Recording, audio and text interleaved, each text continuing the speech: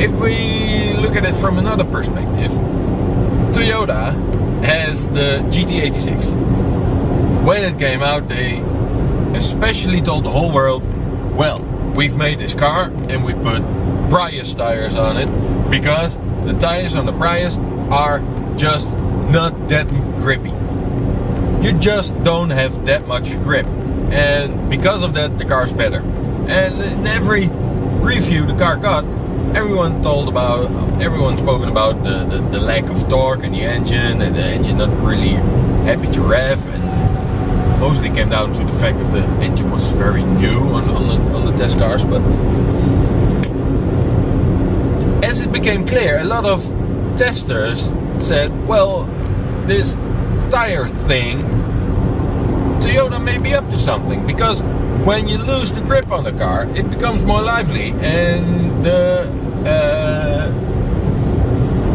edges of grip and slip are much easier to explore than when you have a very wide section tire with very high levels of grip. Because when that's the fact, your grip levels are sort of an on-off switch. When you have grip, you have unlimited grip, but when it starts to slide, the whole car just disappears into a head show. For beginning drivers, that's really good, and you can drift the car on low speeds, and you can easily explore it, and you're just not that much levels of grip and slip that are different on higher or lower speeds. That's the thing. And although I had on this VW up 16-inch wheels with 205 section tires, I almost regretted it after my first serious drive, because when I bought the car it was on the 14-inch winter tires, and I was a bit of hooning on a B road, and the car started to slide a bit, but it was all very controllable, very nice, very it suited the car. And then I added a ton of grip by going from skinny 165 section tires to 205 section tires, and it just messed with the whole setup of the car, because by doing that I created so much grip on a car with so little power that the whole balance between grip and less grip was messed up, and I just had way too much grip. So I've sold off the 16-inch wheels, and I will put on original summer tires on a lightest possible wheel. And that brings me to the other aspect of smaller wheels, why they are better opposed to larger wheels, because smaller wheels tend to be lighter, and the lighter a wheel is, it's just better. Unsprung weight on a car is, you can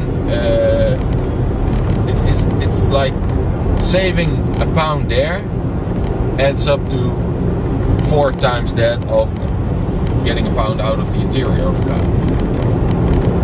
A car with light wheels will drive better than a car with really heavy wheels. And what you see is that there are a lot of people who think, wow, big wheels, that looks great, and I'll have to buy bigger wheels. And they buy very cheap, very big wheels, like a budget company is making 19-inch wheels for a 3 Series, but the wheel weight goes from let's say 10 kilos for a 16-inch standard wheel to 19 kilos for a 19-inch wheel with tire.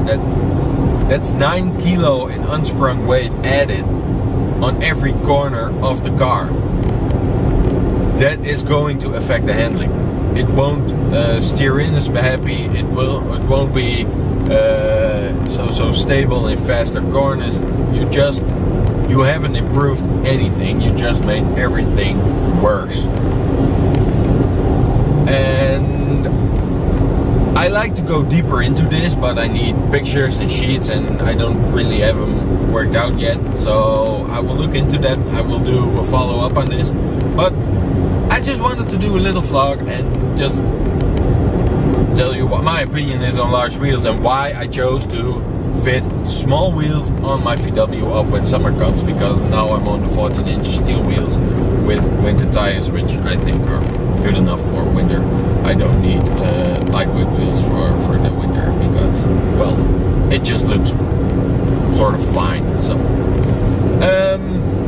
if you want to stay tuned and you want to learn more about car physics and anything car related, please subscribe. As you can see in the vlog of not yesterday, the day before yesterday, I'm going to attempt a road trip of 30,000 kilometers in 30 days as soon as I hit 50,000 subscribers. So that alone must be a reason to subscribe, right? Well, hope you like this. If you liked it, give it a thumbs up. If you think I'm mad, give it a thumbs down. Thanks for watching.